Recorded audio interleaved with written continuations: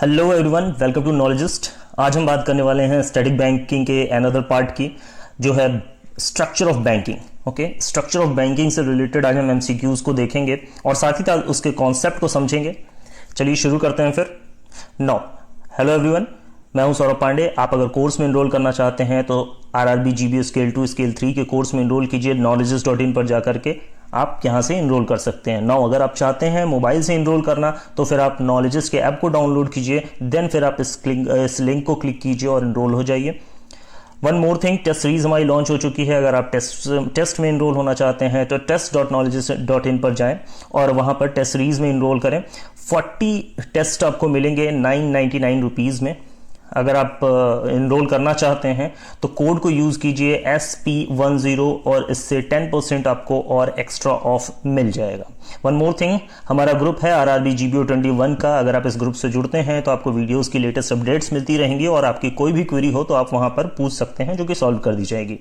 तो चलिए फिर पहले क्वेश्चन को देखते हैं। ये रहा आपका पहला question.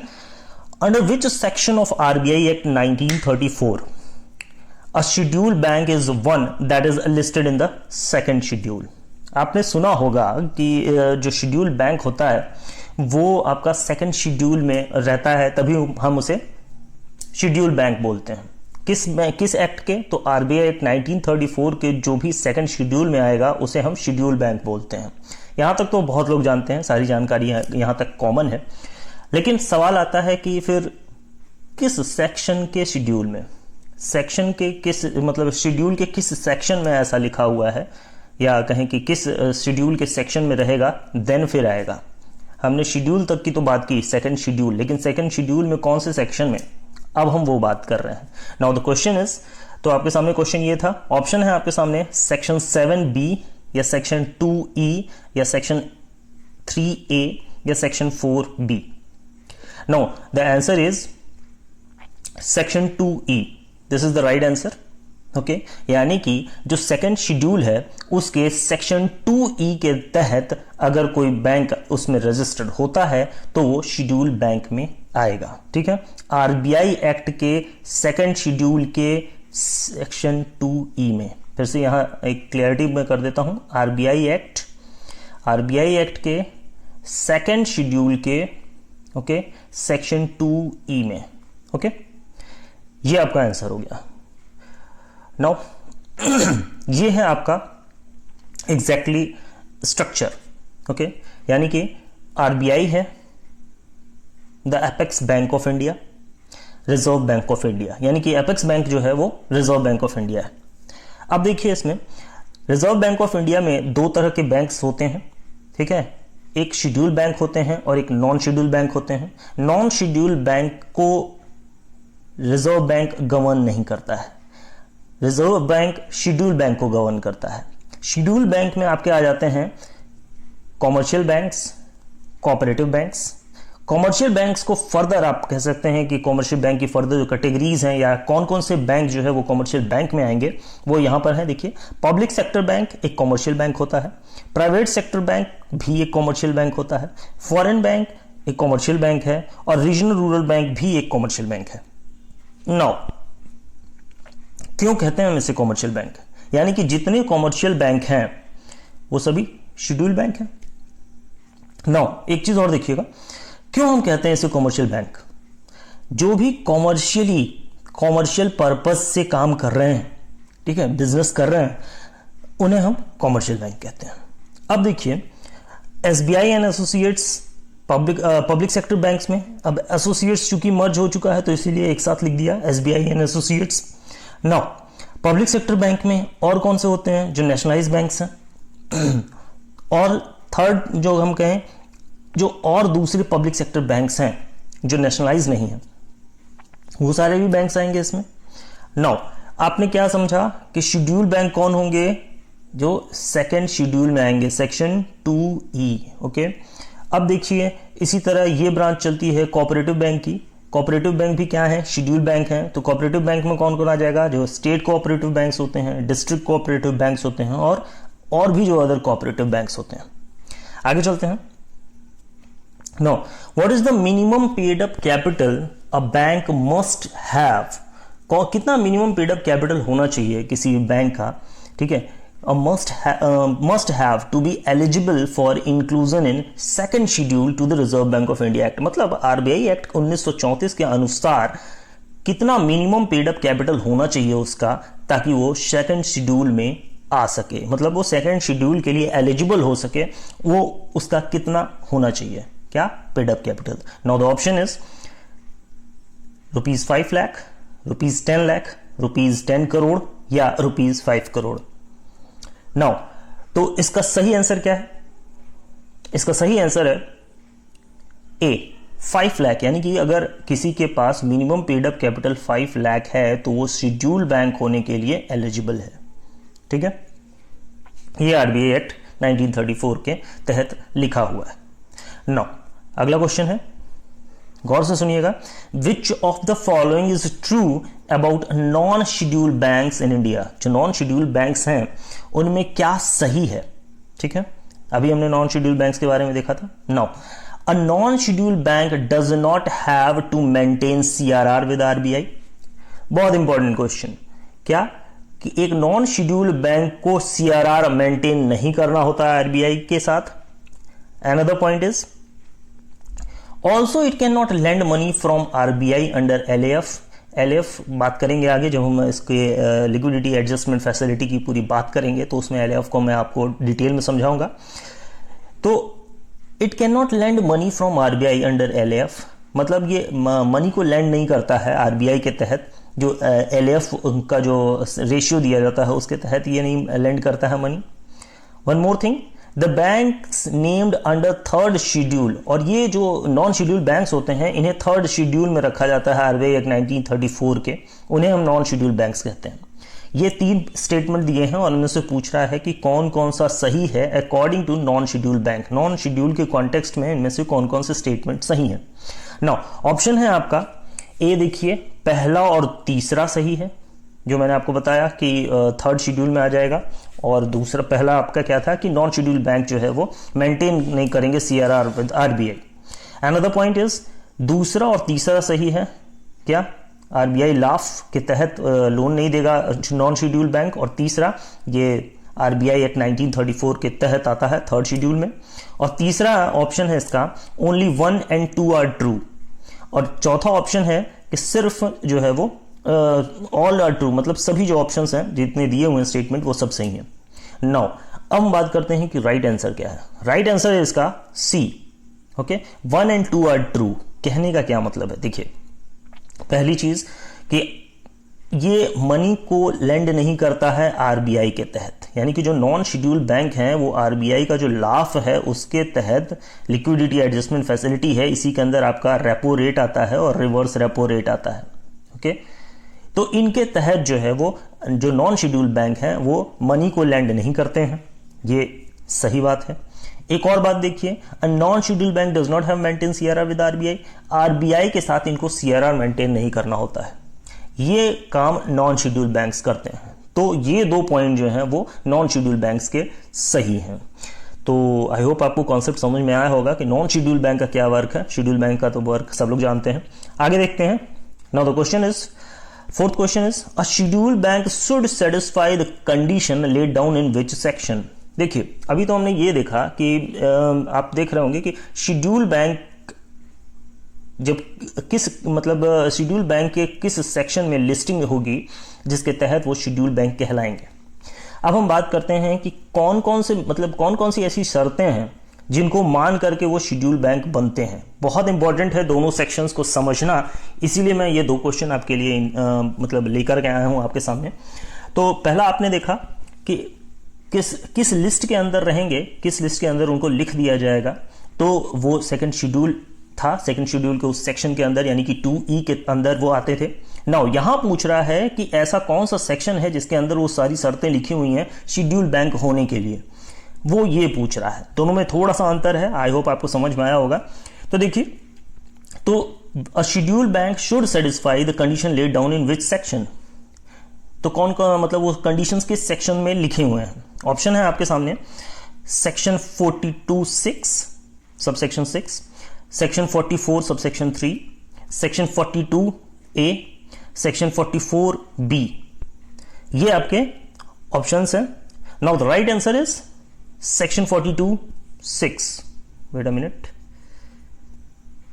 Section 42(6). Okay, section 42 subsection 6 के तहत जो भी कंडीशंस हैं इसके अंदर, अगर वो ये फुलफिल करते हैं ये सारी कंडीशंस, तो फिर वो कहां चले जाएंगे, वो सेक्शन 2E, कहां के, सेकंड शेड्यूल के वो सेक्शन 2E में चले जाएंगे और उन्हें शेड्यूल बैंक बोल दिया जाएगा। कुछ इस तरह की सिचुएशन है। ओके, ये दोनों सेक्शन आपको याद रखने हैं, बहुत इंपॉर्टेंट है। सेक्शन से भी क्वेश्चन आते हैं, खास करके स्केल 3 वालों को तो इंपॉर्टेंट, बहुत इंपॉर्टेंट है, क्योंकि वहां सेक्शन के क्वेश्चंस ज्यादा आते हैं।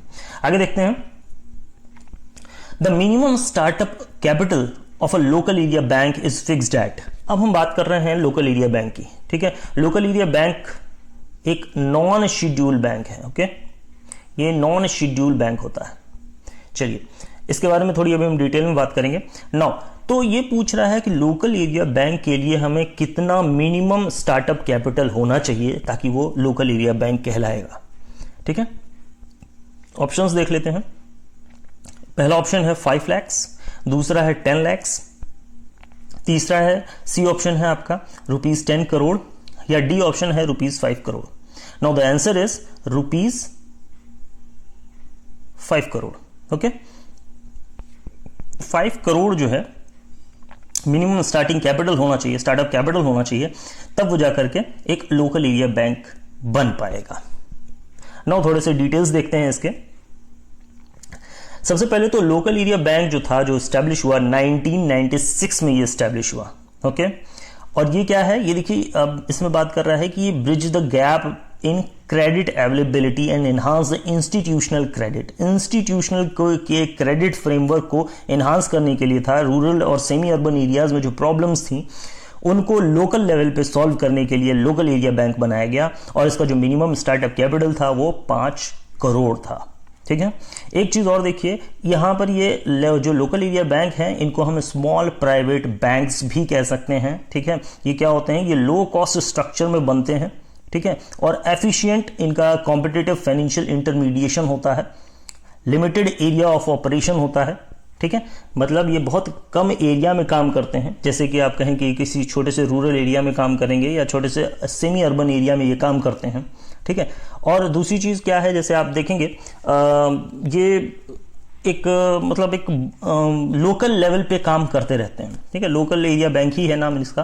नाउ वन मोर थिंग, कि जो ये अभी तक जो लोकल एरिया बैंक है वो टोटली 2 लोकल एरिया बैंक हैं आपके। पहले का नाम है कोस्टल लोकल एरिया बैंक, मैं ऑल ओवर इंडिया की बात कर रहा हूं। कोस्टल लोकल एरिया बैंक इनका नाम है, coastal local area bank limited.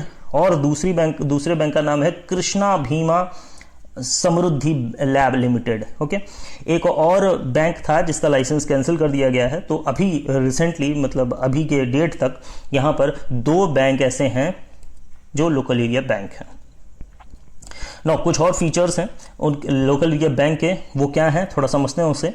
Lab are registered under, ये जो लोकल एरिया बैंक्स हैं ये रजिस्टर्ड होते हैं कंपनीज एक्ट 1956 के तहत, ठीक है। दूसरी चीज क्या कह रहा है, lab is licensed under, lab को कहां से लाइसेंस मिलता है फिर, जब आरबीआई से कोई ताल्लुक ही नहीं होता है इसका, तो ये होता है बैंकिंग रेगुलेशन एक्ट 1949 के तहत इनको लाइसेंस मिल जाता है। दिस मीन्स, इसका मतलब ये है कि लैब जो होते हैं यानी कि लोकल एरिया बैंक जो होते हैं वो ऑपरेट करते हैं किसके हिसाब से, बैंकिंग रेगुलेशन एक्ट 1949 के हिसाब से। आपको समझ में आ रहा होगा कि नॉन शेड्यूल बैंक्स किसके हिसाब से फिर एक्ट करने लगते हैं, मतलब काम करते हैं, ठीक है। और ये क्या होता है, ये सारी अकाउंटिंग पॉलिसीज को फॉलो कर रहे होते हैं। Prudential norms and other policies is laid down by the Reserve Bank of India. तो जो पॉलिसीज होती हैं, ठीक है, कि आप कैसे का वर्क करोगे, ये सारी जो पॉलिसीज होती हैं वो रिजर्व बैंक ऑफ इंडिया की ही समझते हैं और मानते हैं। क्यों, जाहिर सी बात है कि एक प्रॉपर स्ट्रक्चर है, अगर वो उसको मानेंगे तो अच्छे से चलेंगे, तो इसके लिए वो उसको मानते हैं। नाउ आपको मैंने बताया lab currently one and only one type of non schedule bank, यही एक नॉन शेड्यूल बैंक है भारत में, ठीक है। लैब आपको मैंने बता दिया, अभी तक 2 जो है वो लोकल एरिया बैंक है ऑल ओवर इंडिया।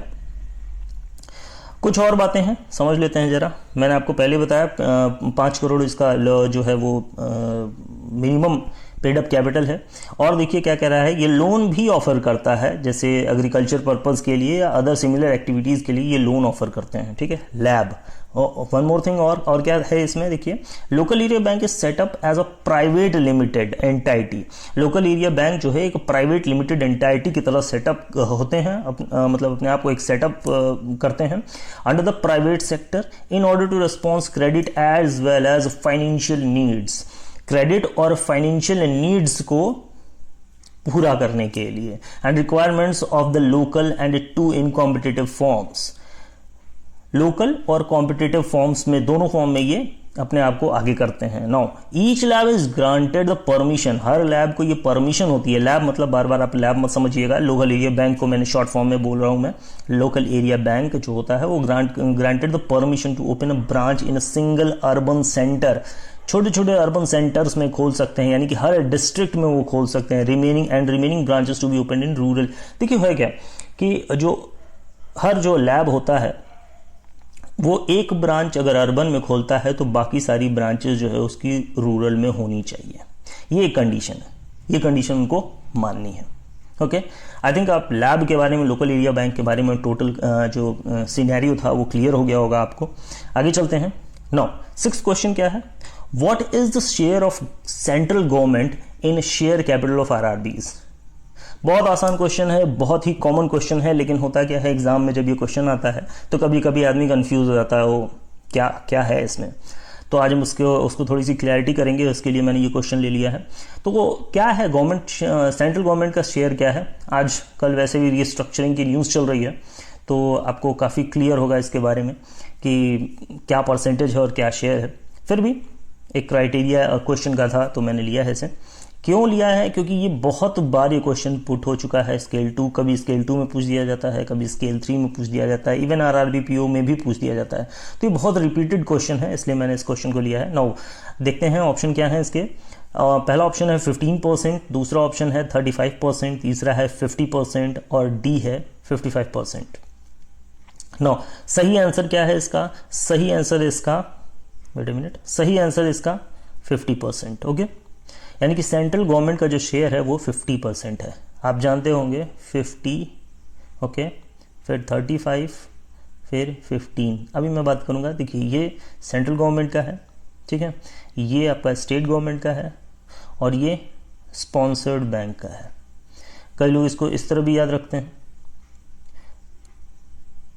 50, 15, 35, ये सेंट्रल गवर्नमेंट, ये स्टेट गवर्नमेंट और ये स्पॉन्सर्ड।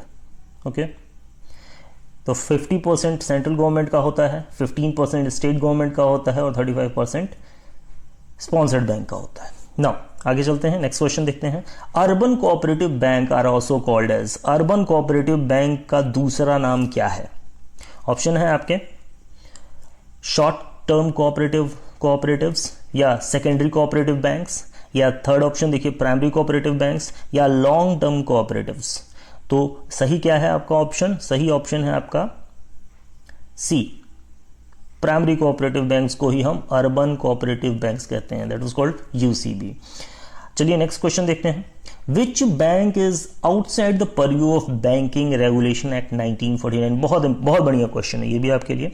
कौन सा बैंक है जो बैंकिंग रेगुलेशन एक्ट 1949 के परव्यू के दायरे से बाहर है। नौ ऑप्शन है आपका primary cooperative banks bank regulation act के से बाहर हैं, या primary agriculture credit societies bank के दायरे से बाहर हैं, बीआरए के दायरे से बाहर हैं, या सेंट्रल कोऑपरेटिव बैंक्स बीआरए के दायरे से बाहर हैं, या स्टेट कोऑपरेटिव बैंक्स बीआरए के दायरे से बाहर हैं। तो सही आंसर क्या है आपका, सही आंसर आपका B, primary agriculture societies credit societies जो होती हैं ये बैंकिंग रेगुलेशन एक्ट 1949 के दायरे से बाहर होती हैं।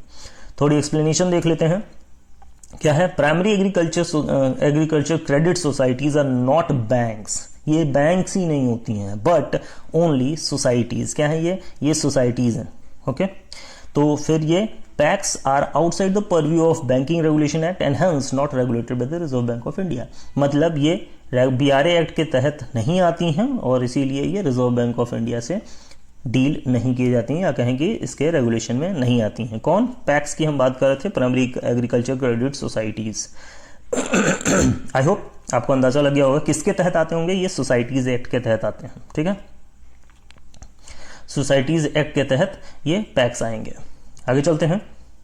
ये क्वेश्चन है आपका DCCS लिख गया है, DCCBs होगा यहाँ पे, यानी कि district central cooperative banks and state central cooperative banks are regulated by and supervised by. ये दोनों जो है वो किसके द्वारा रेगुलेट होते हैं और साथ ही साथ सुपरवाइज होते हैं। दोनों पॉइंट को मैंने इसलिए उठाया है क्योंकि बहुत कंफ्यूजन हो जाता है, कभी रेगुलेशन कुछ हो जाता है, कभी सुपरवाइज्ड कुछ हो जाता है, तो इसलिए मैंने ये रखा है।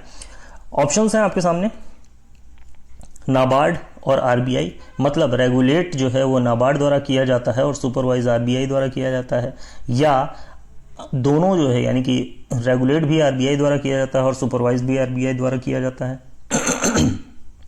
या सी ऑप्शन देखिए, RBI द्वारा किया जाता है या RBI द्वारा रेगुलेट किया जाता है और सुपरवाइज जो है नाबार्ड द्वारा किया जाता है। डी ऑप्शन देखिए, RBI द्वारा रेगुलेट किया जाता है और सुपरवाइज जो है वो स्टेट गवर्नमेंट द्वारा किया जाता है। ऑप्शन सही ऑप्शन क्या है आपका? डेफिनेटली सी। बहुत इंपॉर्टेंट क्वेश्चन है, बहुत लोगों को कंफ्यूजन होता है, इसलिए इस क्वेश्चन को मैं आपके सामने ले आया हूं। रेगुलेट यानी कि जो डिस्ट्रिक्ट सेंट्रल कोऑपरेटिव बैंक्स हैं और स्टेट कोऑपरेटिव बैंक्स हैं, ये क्या है? ये आपके RBI द्वारा रेगुलेट होते हैं, ओके, और सुपरवाइज किसके द्वारा होते हैं? नाबार्ड द्वारा, ओके। ये नाबार्ड द्वारा जो है वो रेगुलेट होते हैं।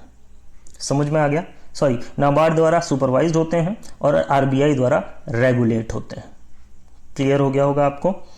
एक बार और बता दूं, S लगा लीजिए इसके पीछे, अगर ना याद हो रहा हो तो R लगा लीजिए इसके पीछे। या हम कहें कि RBI है तो RBI रेगुलेट करता है, R से रेगुलेट, और फिर बाकी बचा हुआ सुपरवाइज कौन करेगा? नाबार्ड करेगा। थोड़ा बहुत आपको याद करने के लिए थोड़ी बहुत इन शॉर्ट में ट्रिक मैंने बता दी। आगे देखते हैं। देखिए यहां लिखा हुआ है, State cooperative banks and district central cooperative banks are registered under the provisions of State Cooperative Societies Act and of the state concerned, ठीक है। And DCCBs state cooperative banks are regulated by RBI, मैंने बताया आपको regulate करती हैं RBI द्वारा और supervise करती हैं नाबार्ड द्वारा। अब यहां मेन पॉइंट है section 35A of the banking regulation act, okay, यानी कि ये section 35A of the banking regulation act के द्वारा ये सब कुछ हो रहा है, ठीक है।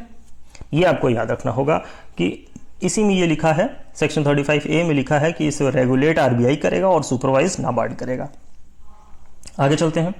नाउ लास्ट क्वेश्चन है ये हमारा आज का, इसे जरा गौर से देखिए। नो प्राइमरी, जिसे हम अर्बन कोऑपरेटिव बैंक भी कहते हैं, नो प्राइमरी या urban cooperative bank can commence or carry on banking business if the real or exchangeable value of its paid up capital and reserves is less than, अगर उसका reserve जो है वो कम रहा एक सर्टेन अमाउंट से, किसका? प्राइमरी कोऑपरेटिव बैंक का, तो वो काम नहीं करेगा, ठीक है। आप आई होप समझ गए होंगे, वो अर्बन कोऑपरेटिव बैंक नहीं रह जाएगा, ठीक है। तो आपको बताना है कि वो मिनिमम अमाउंट क्या है। ऑप्शन है आपके A ₹5 लाख, B 1 लाख, 3 यानी कि C 10 lakh, D 50 lakh. Right answer क्या है इसका? राइट आंसर है इसका ₹1 लाख, ओके। 1 लाख उसका जो है वो मिनिमम पेड अप कैपिटल होना चाहिए, minimum paid up capital reserve होना चाहिए, मतलब पेड अप कैपिटल और रिजर्व होना चाहिए, मतलब 1 लाख पेड अप कैपिटल और रिजर्व होना चाहिए इसका, तो वो जाकर के अर्बन कोऑपरेटिव बैंक या प्राइमरी कोऑपरेटिव बैंक बन पाएगा। आई होप आपको कॉन्सेप्ट सारे आज के क्लियर हो गए होंगे स्ट्रक्चर ऑफ बैंकिंग के। कोई भी क्वेरी है तो आप जरूर पूछिएगा कमेंट में। थोड़े से एक्सप्लेनेशन को और देख लेते हैं यहाँ पे। ये मैं एक्सप्लेनेशन सिर्फ इसलिए ला रहा हूँ ताकि आपको सेक्शंस जानना बहुत इंपॉर्टेंट है। देखिए, provision under the provision of section 11 of the banking regulation act 1949, 1949 के सेक्शन 11 के तहत ये सारे प्रोविजंस हैं। क्या? Applicable to cooperative and primary cooperative bank, ठीक है ना, कोऑपरेटिव सोसाइटीज। नो प्राइमरी या कहें कि urban cooperative bank can commence or carry a banking business, तब तक वो कोई बैंकिंग बिजनेस नहीं कर सकते जब तक कि जो उनकी पेड अप कैपिटल है या रिजर्व है वो 1 लाख नहीं हो जाती है। तो ये किस में लिखा है, ये इंपॉर्टेंट है आपके लिए, section 11 of the banking regulation act 1949। चलिए, आई होप आपको कंटेंट अच्छा लगा होगा, और अगर अच्छा लगा है तो लाइक कीजिए, शेयर कीजिए और सब्सक्राइब कीजिए चैनल को, ताकि आगे के कंटेंट आपको बहुत आसानी से मिलते रहें। बेल बटन को ज़रूर दबाइएगा, और मैं कहूँगा कि प्रैक्टिस के लिए टेस्ट सीरीज़ ज़रूर ले लीजिए आप लोग, जो कि आपको 40 टेस्ट सीरीज़ मिल रही हैं 999 की एग्जैक्ट लेवल टेस्ट सीरीज़ हैं, जो आप एग्जैक्ट लेवल ढूंढते हैं स्केल 2 का एग्जैक्ट लेवल के लिए। बहुत मेहनत हो रही है, हम लोग बहुत मेहनत कर रहे हैं आपके लिए कि आपको एग्जैक्ट लेवल का प्रोवाइड करें। तो हर एक टेस्ट पे बहुत मेहनत हो रही है, आप उसे लें और एग्जैक्ट जो आपको एग्जाम लेवल मिलने वाला है वो लेवल है, तो उसे ज़रूर ट्राई करें। चलिए, मिलते हैं फिर नेक्स्ट वीडियो में, तब तक के लिए गुड बाय।